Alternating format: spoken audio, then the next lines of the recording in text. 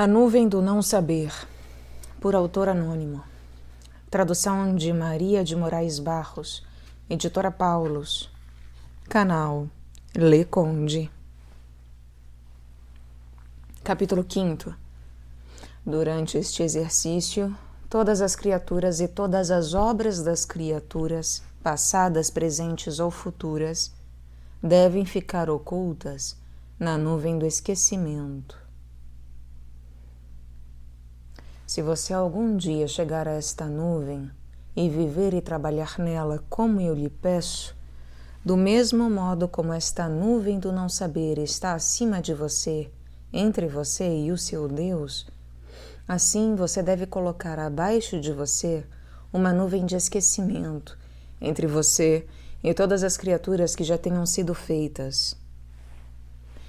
Talvez tenha a impressão de estar distante dele, porque esta nuvem do não saber está entre você e o seu Deus. Entretanto, se pensar corretamente nisso, você estará com certeza muito mais longe dele quando você não tiver a nuvem do esquecimento entre você e todas as criaturas que já tenham sido criadas. Sempre que eu disser todas as criaturas que já tenham sido feitas, quero dizer não só as próprias criaturas, mas também todas as suas obras e circunstâncias. Não faço exceções, sejam elas criaturas físicas ou espirituais, nem quanto à situação ou atividade de qualquer criatura, sejam elas boas ou más. Em resumo, quero dizer que tudo deve ficar oculto sob a nuvem do esquecimento. Embora seja bastante proveitoso para nós, em algumas ocasiões, pensarmos sobre a situação e as atitudes de certas criaturas em particular, neste exercício, isto, no entanto, é de pouca ou nenhuma valia. Tornar-se atencioso ou pensar em qualquer criatura que Deus já tenha feito ou em cada uma de suas obras representa uma espécie de luz espiritual. O olhar de sua alma está aberto e fixo nesta luz, como o olho do arqueiro no centro do alvo para o qual está atirando. Tenho algo a lhe dizer. Tudo quanto você pensar está acima de você durante este espaço de tempo e está entre você e o seu Deus. Na medida em que houver alguma coisa em sua mente, exceto Deus só, nesse mesmo instante, você estará longe de Deus. Sim. E se alguém tiver permissão para lhe dizer, delicada e adequadamente, neste exercício é de pouca ou nenhuma valia pensar na bondade ou na dignidade de Deus, ou de Nossa Senhora, ou dos santos e anjos do céu, ou até nas alegrias celestes. Quer dizer, através de uma concentração especial, como se você quisesse, por essa concentração, alimentar e aumentar seu propósito. Acredito que isso, de maneira alguma, aconteceria neste caso e neste exercício, porque, embora seja bom pensar na bondade de Deus e amá-lo e louvá-lo por esta mesma bondade, contudo, é muito melhor pensar em seu simples ser e amá-lo e louvá-lo por ele mesmo. Capítulo 6. Uma breve avaliação deste exercício por meio de perguntas e respostas. Agora, porém, você me faz uma pergunta dizendo: como eu poderia pensar nele mesmo e o que ele é? A isto eu só posso responder nestes termos. Não tenho a menor ideia. Pois, com esta pergunta, você me introduziu nessa mesma escuridão, nessa mesma nuvem do não saber, onde eu gostaria que você mesmo estivesse. Porque um homem pode, pela graça, possuir a plenitude do conhecimento de todas as outras criaturas e das suas obras, como também das obras do próprio Deus, e ele é bem capaz de refletir sobre elas. Mas homem nenhum pode pensar em Deus como Ele mesmo. Por isso, é meu desejo abandonar tudo sobre o que eu possa pensar e escolher para o meu amor a coisa na qual eu não possa pensar. Porque ele pode certamente ser amado, mas não pensado. Ele pode ser arrebatado e retido por amor, mas não pelo pensamento. Portanto, embora o pensamento seja uma luz e uma parte da contemplação, mesmo assim, neste exercício, ele deve ser rejeitado e coberto com uma nuvem do esquecimento. Você deve pisar por cima dela corajosamente, mas com amor, e munido de um amor devoto, agradável, e impulsivamente esforçar-se para atravessar essa escuridão acima de você. Você tem que bater nessa espessa nuvem do não saber com um dardo afiado de amor ardente. Não deixe esse trabalho por nada que possa acontecer. Capítulo 7. Como lidar com todos os pensamentos durante este exercício, principalmente com aqueles que resultam da pesquisa de si mesmo, do conhecimento e da perspicácia natural. Se surgir algum pensamento que continue a pressionar acima de você e entre você e essa escuridão, e lhe perguntar o que você procura e o que gostaria de ter, você deve dizer que é a Deus que gostaria de ter. É Ele que eu almejo, Ele é quem eu procuro e nada além dele. E caso o seu pensamento indagar quem é esse Deus, você deve responder que é o Deus que criou você e o resgatou, e que, com a sua graça, o chamou para seu amor. E diga: você não tem nenhum papel para representar. Portanto, diga ao pensamento: vá para baixo novamente. Esmague-o rapidamente com um impulso de amor, mesmo que este pareça ser muito santo. Ainda assim, parece que ele poderia ajudar você a procurar Deus. Talvez o pensamento traga à sua mente uma variedade de excelentes e maravilhosos exemplos de sua benevolência. Dirá que Deus é muito doce, muito amoroso, benevolente, misericordioso. O pensamento não desejará nada além de que você o escute, pois no fim aumentará cada vez mais a sua loquacidade, até que o leve mais para baixo, até a reminiscência de sua paixão. É aí que lhe será permitido ver a maravilhosa benevolência de Deus. E talvez, enquanto você o vê e pensa sobre isto, o pensamento trará à sua mente algum lugar onde você costumava viver. E assim, no final, antes mesmo que você percebesse, a sua concentração se evaporou, espalhando-se por onde você nem faz ideia. A causa desta dispersão é que, no início, você deliberadamente deu ouvidos ao pensamento, respondeu-lhe, tomou-o para si e deixou-o continuar despercebido. Não obstante, o que ele disse foi igualmente bom e santo. Sim, realmente, tão santo que se qualquer homem ou mulher fosse pensar em atingir a contemplação sem muitas meditações agradáveis deste gênero sobre o seu próprio estado miserável, sobre a paixão, a bondade e a grande benevolência e a dignidade de Deus, ele certamente ficaria decepcionado e fracassaria em seu propósito. Igualmente, aqueles homens e mulheres que se exercitaram durante um longo período nestas meditações devem deixá-las de lado, sufocá-las e mantê-las sob a nuvem do esquecimento, se alguma vez chegarem a atravessar a nuvem do não saber entre eles e o seu Deus. Portanto, quando você iniciar este exercício e souber por experiência, através da graça, que você está sendo chamado por Deus para isso, Levante então seu coração para Deus com um humilde impulso de amor e destine-o ao Deus que criou você e o resgatou, e que na sua graça chamou você para este exercício. Não tenho outro pensamento sobre Deus, nem mesmo qualquer um destes pensamentos, a menos que seja de seu agrado, pois uma simples aproximação em linha reta a Deus é suficiente, sem nenhuma outra causa, exceto Ele próprio.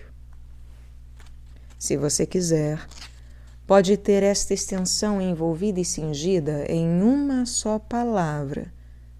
Por isso, a fim de obter melhor compreensão disto, tome só uma palavrinha, de uma sílaba, preferivelmente, ou de duas, pois quanto mais curta, melhor, de acordo com este exercício do espírito.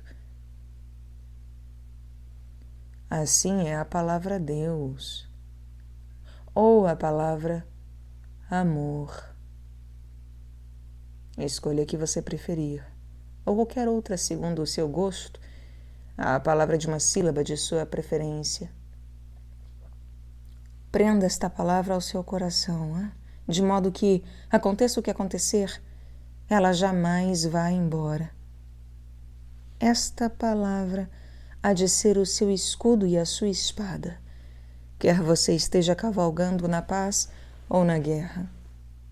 Com esta palavra você açoitará essa nuvem e essa escuridão acima de você. Com esta palavra você deverá abater toda sorte de pensamento sob a nuvem do esquecimento. Isto para o caso de algum pensamento exercer pressão sobre você, perguntando-lhe o que você gostaria de ter.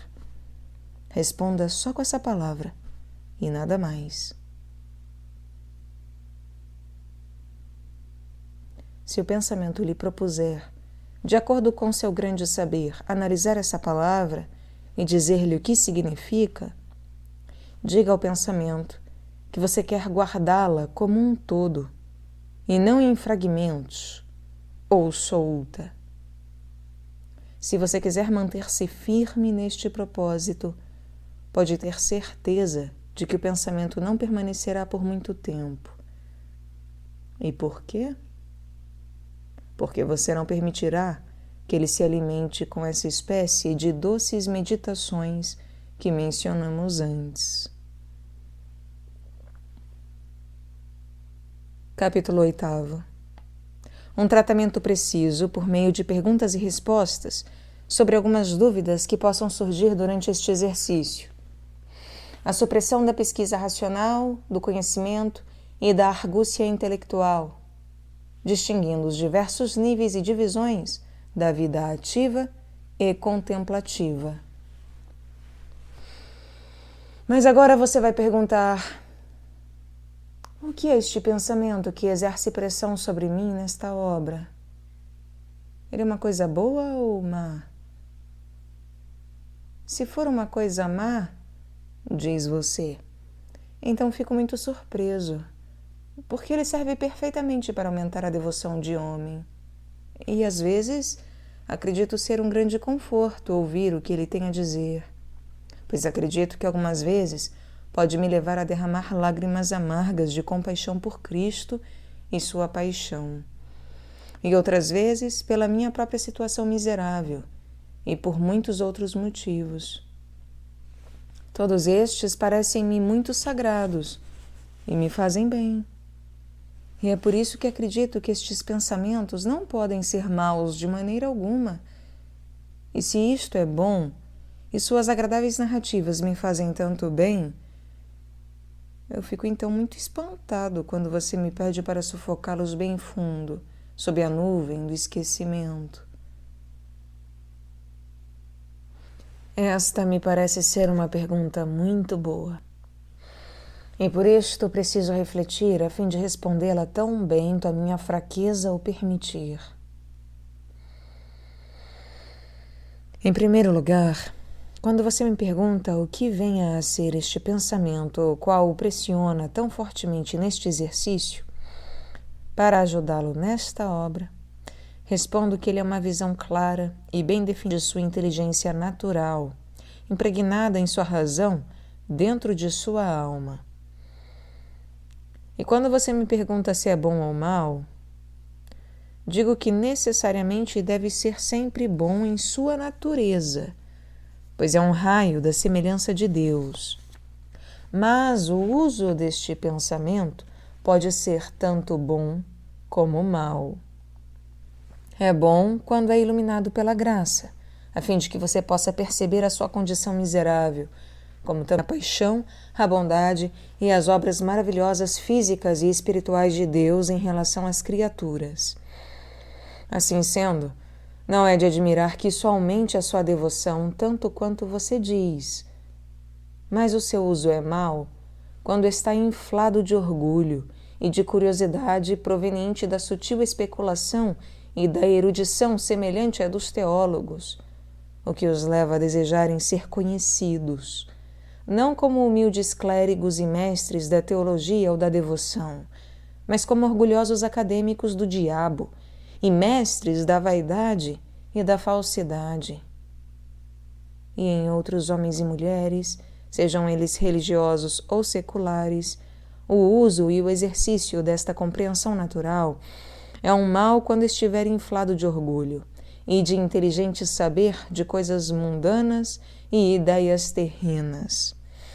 Pela cobiça de honras mundanas e ricas posses, e pelo prazer e vanglória que provém das adulações dos homens. A seguir, você me pergunta por que deveria sufocar esses pensamentos sob a nuvem do esquecimento, uma vez que é verdade que eles são bons por sua própria natureza e, quando bem utilizados, lhe fazem muito bem e aumentam grandemente a sua devoção. A minha resposta é que você precisa entender claramente que existem duas espécies de vidas na Santa Igreja. Uma é a vida ativa, a outra, a vida contemplativa. A vida ativa é a mais baixa, a vida contemplativa, a mais alta. A vida ativa tem 2 degraus, um mais alto e outro mais baixo. E a vida contemplativa também tem 2 degraus, um mais baixo, outro mais alto. Além disso, estas duas vidas estão unidas de tal modo entre si que, embora sejam em parte diferentes, nenhuma delas pode ser vivida plenamente sem que tenha alguma parte na outra. Consequentemente, a parte mais alta da vida ativa é a mesma da parte mais baixa da vida contemplativa.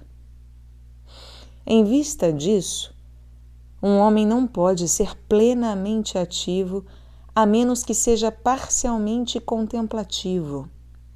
Nem pode ser plenamente contemplativo aqui na Terra, a menos que seja ativo de algum modo. É da natureza da vida ativa iniciar-se e terminar nesta vida. Isso, entretanto, não acontece com a vida contemplativa, a qual se inicia nesta vida e haverá de perdurar para todo o sempre. Eis porque a parte que Maria escolheu jamais lhe será tomada. A vida ativa se preocupa e se inquieta por muitas coisas, mas a contemplativa permanece em paz, atenta apenas a uma única coisa. A parte inferior da vida ativa consiste em trabalhos físicos, bons e honestos, de misericórdia e de caridade. A parte mais alta da vida ativa e a parte mais baixa da contemplativa consiste em boas meditações espirituais e numa consideração séria, com pesar e contrição, sobre o próprio estado miserável do homem, com piedade e compaixão sobre a paixão de Cristo e seus servos, e com ação de graça e louvor sobre as maravilhosas dádivas, tais como a bondade e as obras de Deus para todas as criaturas físicas e espirituais. Porém, A parte mais alta da contemplação, na medida em que seja possível possuí-la aqui na Terra, consiste inteiramente nesta escuridão e nesta nuvem do não saber, com um impulso amoroso e um obscuro olhar para dentro do simples ser do próprio Deus sozinho. Na parte mais baixa da vida ativa, o homem está fora e abaixo de si mesmo. Na parte mais alta da vida ativa e na parte mais baixa da vida contemplativa, o homem está dentro e no mesmo nível de si mesmo. Mas na parte mais alta da vida contemplativa, o homem está acima de si próprio e abaixo de Deus. Ele está acima de si próprio porque se propõe a chegar pela graça onde não pode chegar pela natureza, quer dizer, ficar unido a Deus em espírito, na unidade do amor e na união de vontades. Pode-se compreender que é impossível para o homem chegar à parte mais alta da vida ativa, a menos que deixe por algum tempo a parte mais baixa. Da mesma maneira, o homem não pode atingir a parte mais alta da vida contemplativa, a menos que abandone por algum tempo a parte mais baixa. Seria um erro para o homem comprometido com a meditação e também um impedimento voltar sua mente para os trabalhos físicos externos que ele já tenha feito ou que deveria fazer, apesar de serem em si obras muito santas. Da mesma maneira, seria muito impróprio e um grande impedimento para o homem, que deveria estar trabalhando nessa escuridão e nessa nuvem do não saber, com um impulso efetivo de amor a Deus por ele mesmo, permitir qualquer pensamento ou qualquer meditação sobre os dons maravilhosos de Deus, sobre a sua bondade ou a sua obra em qualquer uma das suas criaturas, físicas ou espirituais, que se erguesse em sua mente a fim de exercer pressão, interpondo-se entre ele e o seu Deus, mesmo que fossem pensamentos muito santos e que lhe proporcionassem grande felicidade e consolação. É este o motivo pelo qual eu o convido a sufocar qualquer pensamento claro e insinuante dessa espécie e a cobri-lo completamente com uma espessa nuvem de esquecimento, por mais santo que possa ser, não importando o quanto ele pudesse ser promissor e ajudar você em seu empenho. Porque é somente o amor que pode chegar até Deus nesta vida, e não o conhecimento. Pois enquanto a alma habitar neste corpo mortal, a limpidez de nossa compreensão na contemplação de todas as coisas espirituais, e especialmente a de Deus, é sempre confundida com alguma espécie de imaginação. E por causa disto, este nosso exercício estaria contaminado, e então seria bastante surpreendente se não nos levasse a incorrer num grande erro. Capítulo 9. Durante este exercício, o fato de trazer à memória a criatura mais santa que Deus já fez é mais um impedimento do que uma ajuda. Portanto, a intensa atividade da sua compreensão, que sempre o pressionará quando você se dedicar a esta obscura contemplação, deverá sempre ser sufocada, porque se você não a sufocar, ela o sufocará. Tanto assim que, quando você imaginar que pode permanecer do melhor modo possível nesta escuridão e que em sua mente nada mais há além de Deus só, se você olhar bem de perto, descobrirá que a sua mente não está ocupada por esta escuridão, mas com uma imagem nítida de algo abaixo de Deus. Se for realmente assim, então, na verdade, aquela coisa está por enquanto acima de você e entre você e o seu Deus. Por isso, disponha-se a eliminar essas imagens nítidas, não importa quão santas ou agradáveis possam ser. Preciso dizer-lhe uma coisa. Este cego impulso de amor para Deus só, por Ele mesmo, este amor secreto batendo na nuvem do não saber, é mais proveitoso para a salvação de sua alma, mais meritório em si mesmo e mais agradável a Deus e a todos os santos e anjos do céu. Sim, e de maior utilidade para todos os seus amigos, tanto física como espiritualmente, sejam eles vivos ou mortos. E é melhor para você sentir isto espiritualmente em sua própria afeição do que ter a janela de sua alma aberta para a contemplação, seja contemplando todos os anjos ou santos do céu, seja ouvindo todo o regozijo ou a melodia que se encontra entre aqueles que estão na glória. Você nem deve surpreender-se pelo que eu digo, porque se você pudesse, por uma só vez, vê-lo tão claramente como você pode, pela graça, chegar a tocá-lo e a conhecê-lo nesta vida, você pensaria como eu. Mas aceite como certo o fato de que nenhum homem jamais deverá ter aqui nesta vida uma visão tão clara, mas apenas a sensação que um homem pode obter por meio da graça quando Deus se dignar a concedê-la. Portanto, erga seu amor até aquela nuvem.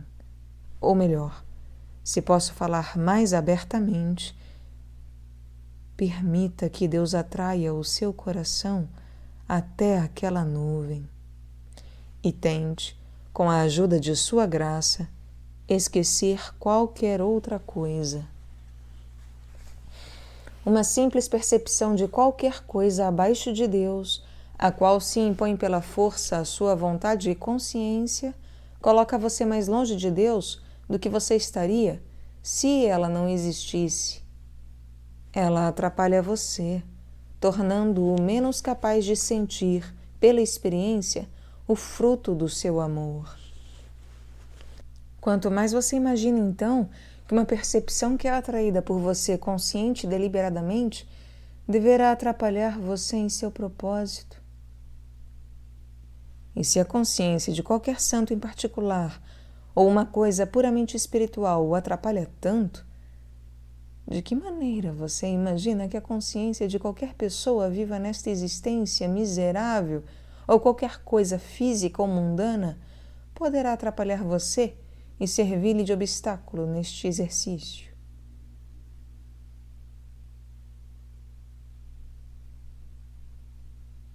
Não estou dizendo que qualquer pensamento simples e repentino de qualquer coisa boa, pura e espiritual abaixo de Deus, que faz pressão contra a sua vontade ou a sua compreensão, ou é intencionalmente atraído para dentro de sua mente a fim de aumentar a sua devoção, seria por isso mesmo uma desgraça, embora seja um impedimento para esta espécie de exercício. E não permita a Deus que você o entenda assim. Mas digo claramente que, apesar da sua bondade e santidade, neste exercício, esse pensamento é mais um impedimento do que uma ajuda.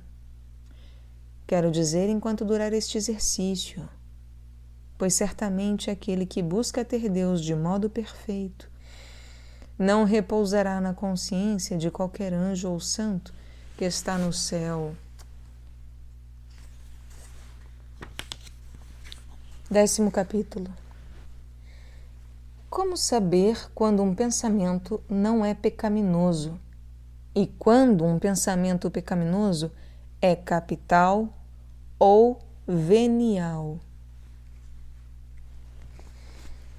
Todavia, se qualquer pessoa viva, homem ou mulher, tocar a sua mente, ou qualquer coisa física ou mundana que seja, o caso é totalmente diferente. Qualquer um destes meros pensamentos que aparecer contra sua vontade e sua consciência, embora não seja um pecado imputado a você, é o efeito, fora do seu controle, do pecado original de que você foi absolvido no batismo. Contudo, se este súbito impulso ou pensamento não for reprimido prontamente, o seu coração carnal, por causa de sua fragilidade, será em seguida afetado por alguma espécie de prazer. Se a coisa lhe agradar, ou tenha agradado anteriormente, ou ainda será afetado por algum tipo de ressentimento, se for uma coisa que você possa imaginar que o perturbe ou que o tenha perturbado anteriormente. Uma tal afeição pecaminosa pode ser grave em homens e mulheres mundanos que tenham vivido em grande pecado. Mas a mesma afeição causadora do prazer ou do ressentimento no coração carnal nada mais é do que um pecado venial em você e em todos os outros que, com sinceridade, abandonaram o mundo e se dedicaram em qualquer circunstância, particular ou publicamente, à vida religiosa na Santa Igreja. E por isso desejam ser governados não de acordo com sua própria vontade e compreensão, mas segundo a vontade e o conselho dos seus superiores, sejam eles quem for, religiosos ou seculares. Isto acontece porque o seu propósito tem sido radicado e fundamentado em Deus desde o tempo em que você começou a viver segundo o modo de vida no qual você agora persiste. Mas, se acontecer que seja permitido a essa afeição, a qual produz prazer ou ressentimento em seu coração físico, permanecer aí durante algum tempo, sem que seja repelida, ela ficará eventualmente presa ao coração espiritual, quer dizer, à vontade, com pleno consentimento. Nesse caso, então, será pecado mortal. Isto acontece quando você, ou qualquer um daqueles de quem estou falando, cria intencionalmente em sua mente alguma pessoa viva, homem ou mulher, ou alguma coisa física ou mundana, seja o que for, até o ponto que, se for uma coisa que o aflige ou o afligiu antes, surge então em você uma odiosa paixão e um desejo de vingança, e nesse caso chama-se ira. Ou então surge um desprezo violento e uma espécie de aversão por uma pessoa, juntamente com pensamentos rancorosos e de censura. Isto chama-se inveja. Ou então um tédio e uma repugnância por qualquer ocupação, boa, física ou espiritual. Isto chama-se preguiça. Se for uma coisa que lhe agrade ou lhe agradou antes, surge então em você um vivo deleite em pensar a respeito dela, seja o que for, a ponto de você repousar nesse pensamento e finalmente prender seu coração e sua vontade a ele e alimentar nele seu amor carnal. Durante esse tempo, você acha que não cobiça nenhuma outra riqueza, a não ser viver sempre nessa paz e descansar com a coisa na qual está pensando.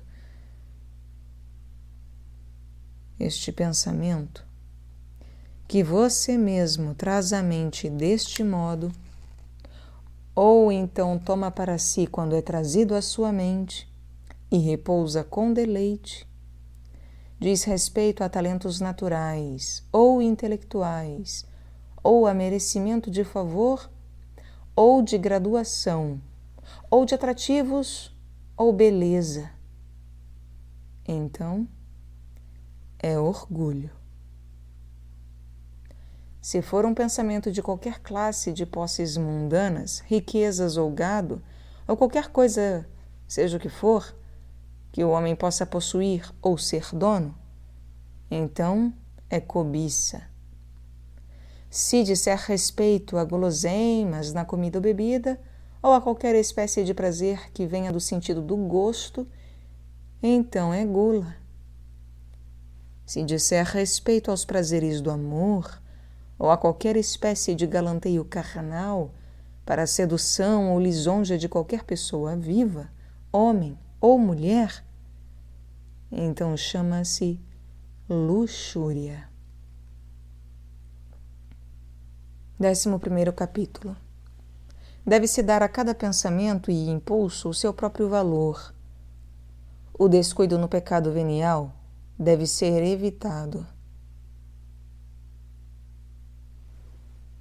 Não digo isto porque você ou qualquer um dos outros que mencionei seja culpado ou oprimido por qualquer um desses pecados, mas porque quero que você calcule cada pensamento e cada impulso no seu valor correto e trabalhe seriamente a fim de destruir o primeiro impulso e pensamento daquelas coisas pelas quais você pode, assim, cometer um pecado. Porque há uma coisa que preciso dizer-lhe. Quem não levar em conta ou prestar pouca atenção ao primeiro pensamento, mesmo não havendo nisto qualquer pecado, seja essa pessoa quem for, não pode evitar o descuido com o pecado venial. Ninguém pode manter-se completamente livre do pecado venial nesta vida de mortais. No entanto, o descuido em relação ao pecado venial deveria sempre ser evitado por todos os verdadeiros discípulos da perfeição. Do contrário, não me surpreenderia se eles cometessem logo o pecado mortal. 12º capítulo. Por meio deste exercício, destrói-se o pecado e adquirem-se as virtudes. Assim, se você estiver resolvido a permanecer de pé e não cair, jamais desista de seu empenho, mas bata constantemente com um agudo dardo de amor ardente sobre esta nuvem do não saber que está entre você e seu Deus. Evite pensar em qualquer coisa abaixo de Deus e não abandone este exercício, aconteça o que acontecer, porque só este é por si mesmo destrói a raiz e o fundamento do pecado. Não importa o quanto você jejue ou se mantenha em vigília, não importa quão cedo você se levante, não importa quão duro seja o seu leito, não importa quão áspero seja o seu cilício.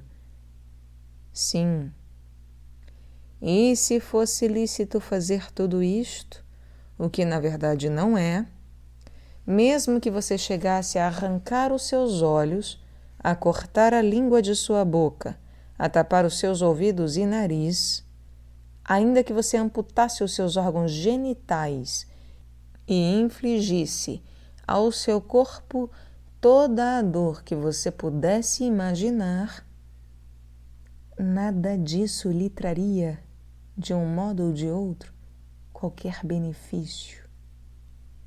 O impulso e a tendência para o pecado ainda estariam em você.